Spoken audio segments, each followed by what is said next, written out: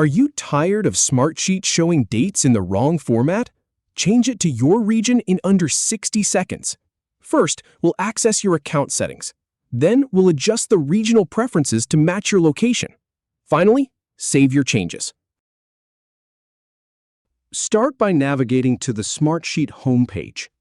Then, click your account icon in the lower left corner. From the menu, select Personal Settings. Now, click on Settings to open the Preferences panel. Locate the Regional Preferences section within the settings. Click on the drop-down menu to choose your desired region. Smartsheet will now display dates using the standard format for your selected region.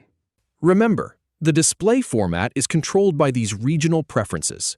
For example, if you choose English United Kingdom, it uses a day, month, year format. Once you've made your selection, click on Save to apply the changes. And that's it.